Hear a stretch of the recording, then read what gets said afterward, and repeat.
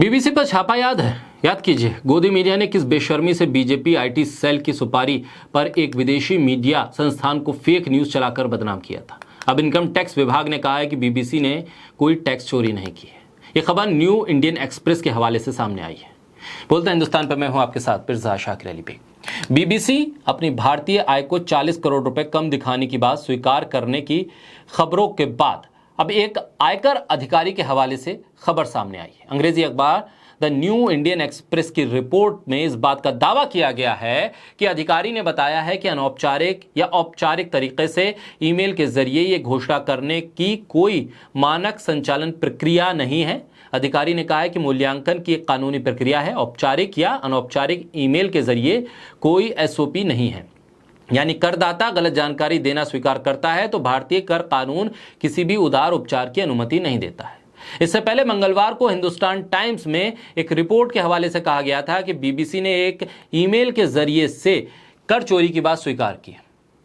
BBC के दिल्ली और मुंबई स्थित कार्यालयों पर फरवरी महीने में 3 दिनों तक आयकर विभाग ने सर्वे किया था। तब सर्वे के बाद यह दावा किया गया था विभाग को अनियमितताएं मिली हैं।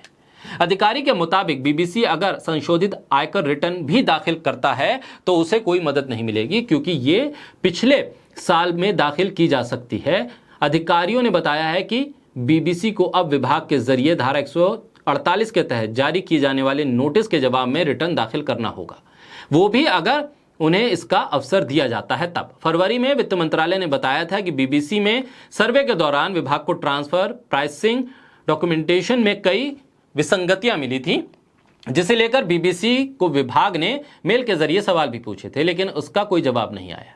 आयकर विभाग ने फरवरी में दिल्ली और मुंबई में बीबीसी कार्यालयों में 3 दिन तक सर्वेक्षण किया था, जिससे पता चला था कि अलग अलग ग्रुप संस्थाओं की आय भारत में संचालन के पैमाने के अनुरूप नहीं है।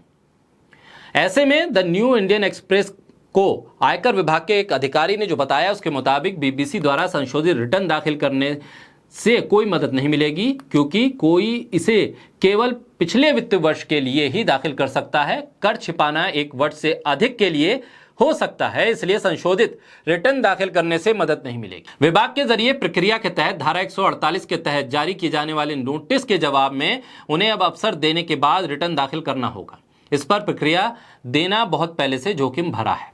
ऐसे में जो रिपोर्ट के हवाले से दावा किया गया है कि ना ईमेल के जरिए ऐसा कोई दावा बीबीसी ने किया है कि उन्होंने कोई कर चोरी की है, और ना कोई रिटर्न दाखिल करने की बात सामने आई है।